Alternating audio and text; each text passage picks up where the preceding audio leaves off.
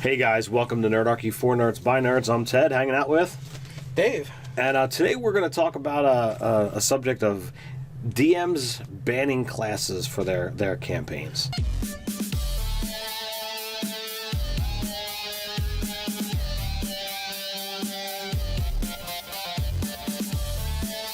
But before we talk about that, drop to the description below where you can find a link to Nerdarchy, the newsletter, where you can get cool tips and learn how to game with Nerdarchy.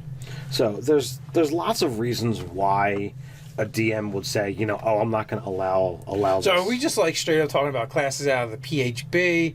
Are we talking about like strenuous classes like from Unearthed Arcana? Let's go with just the typical, things that would be listed as core. This is canon for the game, whatever the game is. Right. Okay. Now there's reasons why a DM could say, well, I don't want this in my game. It could be thematic. Let's take the Dragonlance campaign setting at its initial core. Clerics weren't there. Because the gods weren't answering your prayers. Correct. So you could be a cleric. You just didn't have any spells. Or magical powers. So for a campaign world, you could just the gods don't do that, so I'm not actually having clerics.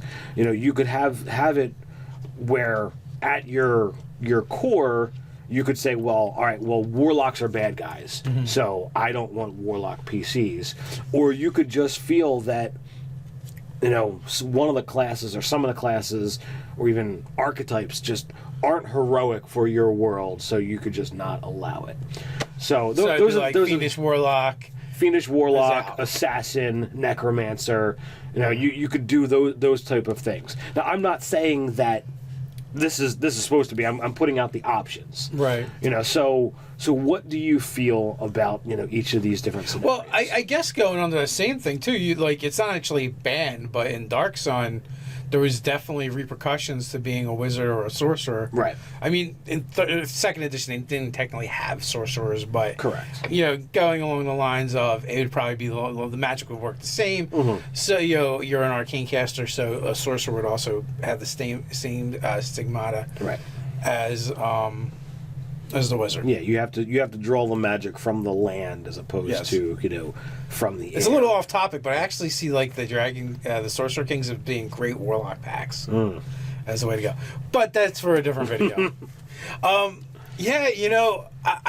don't like it too much. It's definitely something you could do, and this is definitely a session 0 topic. Like if you're gonna make sweeping changes to the game and your players don't know. That's an ambush that is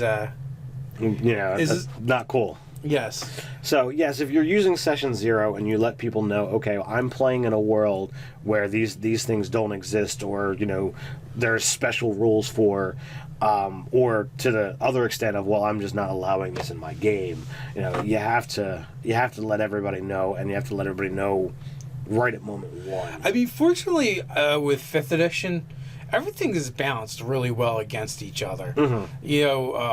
The way they do the magic and spells, while you get to be really impressive when you get those upper level spells, you don't have many of them as you used to in previous editions. Mm-hmm. It's made up for where you have spells that you can do at will without thinking, right, as well as ritual spells.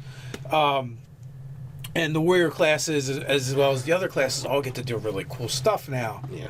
It's at the higher levels, so that that's balanced out. I could definitely see, and I am getting back to the point in a roundabout way. In previous editions, where I could definitely see, man, I don't want wizards in my game because they mess everything up. Yeah, and who wants to be a fighter when after 6th level, there's no point because the wizard's going to steal all your thunder all the time anyway. But with 5th edition, they balance it so well. So really, it comes down to then, I think it's more of a thematic thing. If you're going to start nixing classes, we never really have done that in our games, only because we're kind of like, give us everything. We want it all. We like we like a lot of choices and diversity in the games that we play. My Shatter game was the closest, and even that wasn't. I didn't take things out.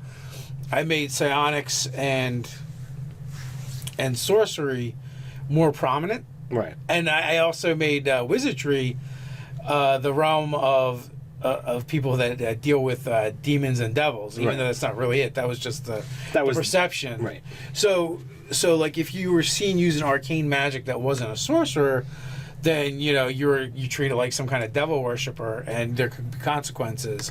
That being said, if you use any kind of arcane magic, and you weren't a bard, and you were in the Sorcerer King's realm, where you weren't in the Sorcerer King realm. I'm sorry, you were in the realm ruled by the Psi Lords. You'd be considered an enemy of the state. Right. And vice versa for psionics used in where the Sorcerer Kings held sway.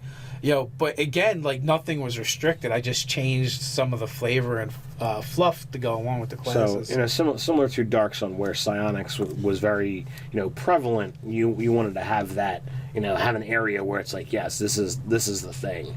But again, all of that information was kind of shared. I'm not really for anything. I'm not for banning anything.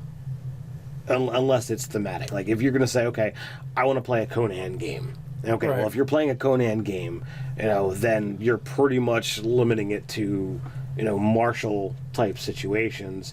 Or, maybe you could get away with something like Druid or something, but you're not playing these arcane casters. You're not... Well, there was magic. It's just executed much differently. Mm-hmm.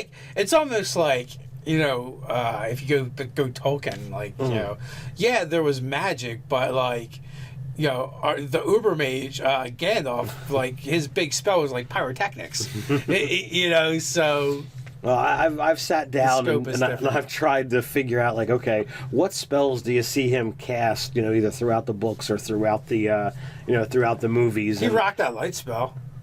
Well, see, was that light or was that daylight? Yeah. It's like there's a difference. One's a cantrip and one's like a third level spell. Yeah. So there's lots of different things that you can do, and yes, Gandalf did not use a lot of spells, but Use that's sword. That's I cast sword. that's one of those things that is, it's thematic. It's the world.